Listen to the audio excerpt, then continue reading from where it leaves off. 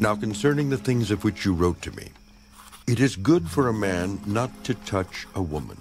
Nevertheless, because of sexual immorality, let each man have his own wife, and let each woman have her own husband. Let the husband render to his wife the affection due her, and likewise also the wife to her husband. The wife does not have authority over her own body, but the husband does. And likewise the husband does not have authority over his own body, but the wife does. Do not deprive one another except with consent for a time, that you may give yourselves to fasting and prayer, and come together again so that Satan does not tempt you because of your lack of self-control. But I say this as a concession, not as a commandment. For I wish that all men were even as I myself. But each one has his own gift from God, one in this manner and another in that. But I say to the unmarried and to the widows, it is good for them if they remain even as I am. But if they cannot exercise self-control, let them marry. For it is better to marry than to burn with passion. Now to the married I command, yet not I, but the Lord, a wife is not to depart from her husband. But even if she does depart, let her remain unmarried or be reconciled to her husband. And a husband is not to divorce his wife. But to the rest, I, not the Lord, say, if any brother has a wife who does not believe, and she is willing to live with him, let him not divorce her. And a woman who has a husband who does not believe, if he is willing to live with her, let her not divorce him.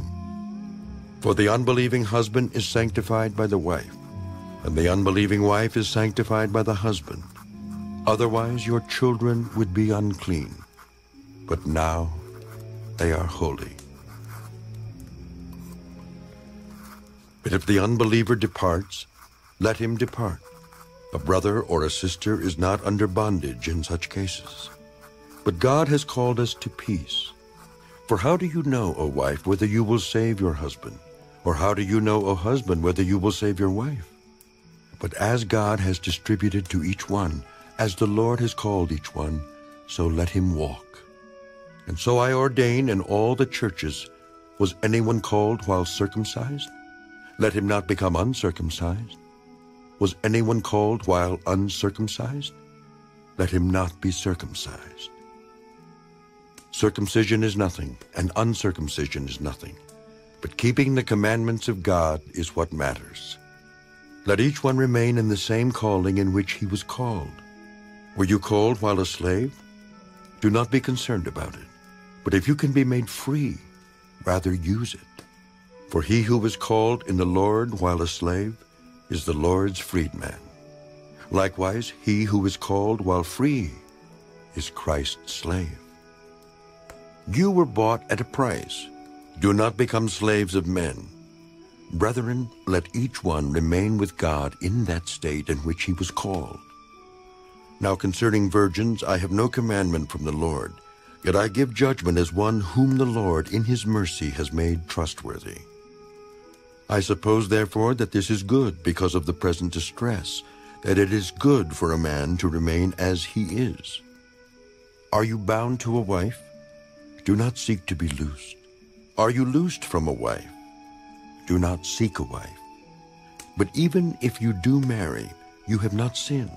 And if a virgin marries, she has not sinned. Nevertheless, such will have trouble in the flesh, but I would spare you. But this I say, brethren, the time is short, so that from now on even those who have wives should be as though they had none, those who weep as though they did not weep, those who rejoice as though they did not rejoice, those who buy as though they did not possess, and those who use this world as not misusing it. For the form of this world is passing away. But I want you to be without care. He who is unmarried cares for the things of the Lord, how he may please the Lord. But he who is married cares about the things of the world, how he may please his wife. There is a difference between a wife and a virgin. The unmarried woman cares about the things of the Lord, that she may be holy both in body and in spirit. But she who is married cares about the things of the world, how she may please her husband. And this I say for your own profit, not that I may put a leash on you, but for what is proper, and that you may serve the Lord without distraction. But if any man thinks he is behaving improperly toward his virgin, if she has passed the flower of youth, and thus it must be, let him do what he wishes.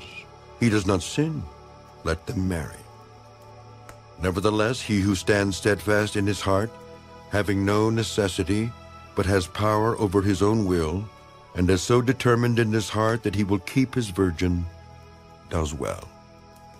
So then he who gives her in marriage does well, but he who does not give her in marriage does better. A wife is bound by law as long as her husband lives. But if her husband dies, she is at liberty to be married to whom she wishes, only in the Lord. But she is happier if she remains as she is, according to my judgment. And I think I also have the Spirit of God.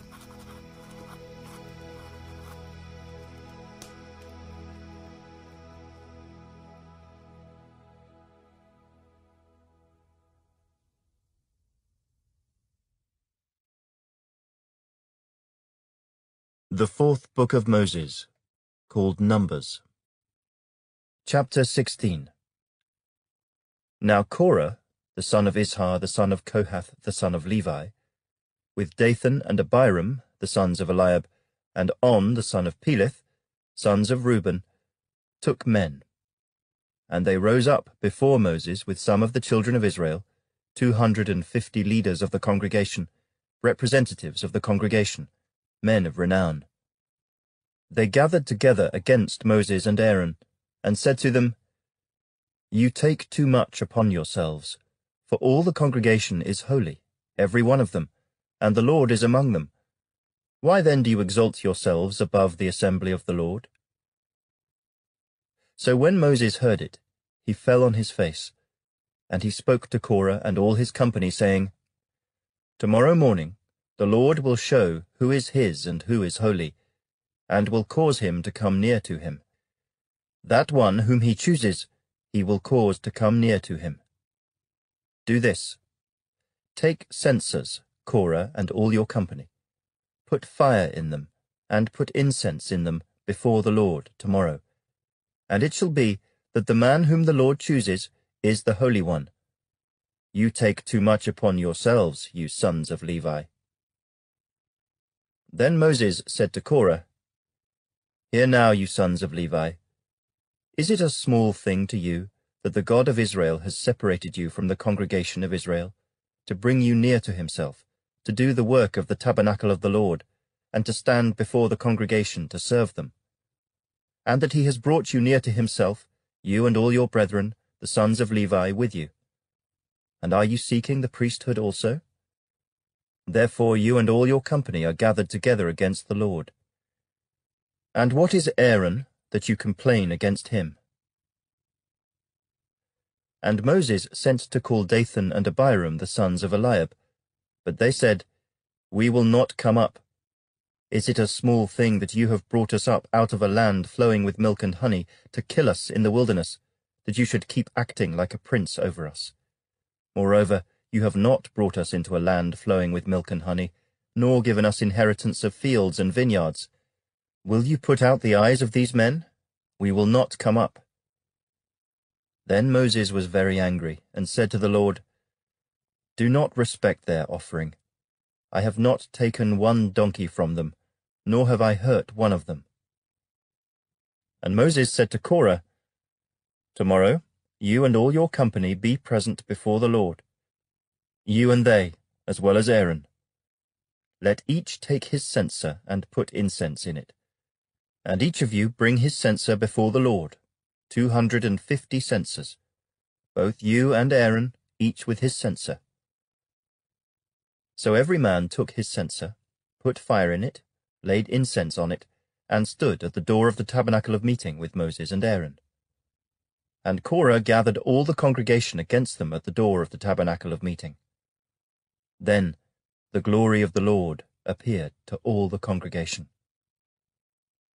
And the Lord spoke to Moses and Aaron, saying, Separate yourselves from among this congregation, that I may consume them in a moment. Then they fell on their faces and said, O God, the God of the spirits of all flesh, shall one man sin, and you be angry with all the congregation? So the Lord spoke to Moses, saying, Speak to the congregation, saying, Get away from the tents of Korah, Dathan, and Abiram. Then Moses rose and went to Dathan and Abiram, and the elders of Israel followed him.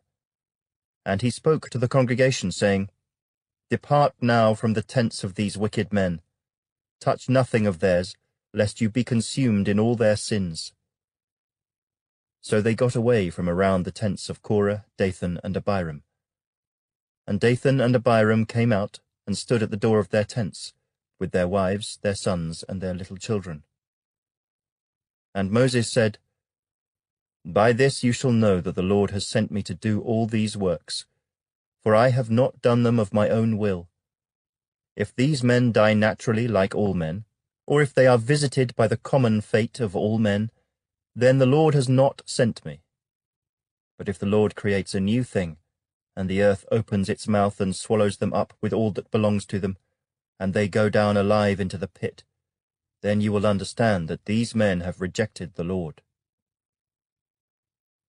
Now it came to pass, as he finished speaking all these words, that the ground split apart under them, and the earth opened its mouth and swallowed them up, with their households, and all the men with Korah, with all their goods. So they and all those with them went down alive into the pit. The earth closed over them, and they perished from among the assembly. Then all Israel who were around them fled at their cry, for they said, Lest the earth swallow us up also. And a fire came out from the Lord, and consumed the 250 men who were offering incense. Then the Lord spoke to Moses, saying, Tell Eleazar the son of Aaron the priest to pick up the censers out of the blaze, for they are holy, and scatter the fire some distance away. The censers of these men who sinned against their own souls, let them be made into hammered plates as a covering for the altar. Because they presented them before the Lord, therefore they are holy, and they shall be a sign to the children of Israel. So Eleazar the priest took the bronze censers, which those who were burned up had presented, and they were hammered out as a covering on the altar, to be a memorial to the children of Israel, that no outsider, who is not a descendant of Aaron, should come near to offer incense before the Lord, that he might not become like Korah and his companions, just as the Lord had said to him through Moses. On the next day, all the congregation of the children of Israel complained against Moses and Aaron, saying, You have killed the people of the Lord. Now it happened, when the congregation had gathered against Moses and Aaron, that they turned toward the tabernacle of meeting. And suddenly the cloud covered it, and the glory of the Lord appeared. Then Moses and Aaron came before the tabernacle of meeting. And the Lord spoke to Moses, saying, Get away from among this congregation, that I may consume them in a moment. And they fell on their faces. So Moses said to Aaron, Take a censer and put fire in it from the altar, put incense on it, and take it quickly to the congregation and make atonement for them. For wrath has gone out from the Lord. The plague has begun.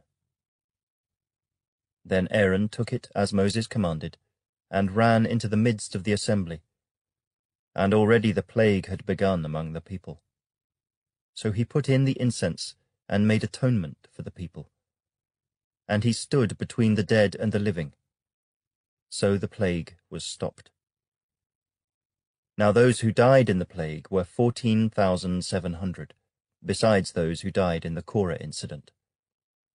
So Aaron returned to Moses at the door of the tabernacle of meeting, for the plague had stopped.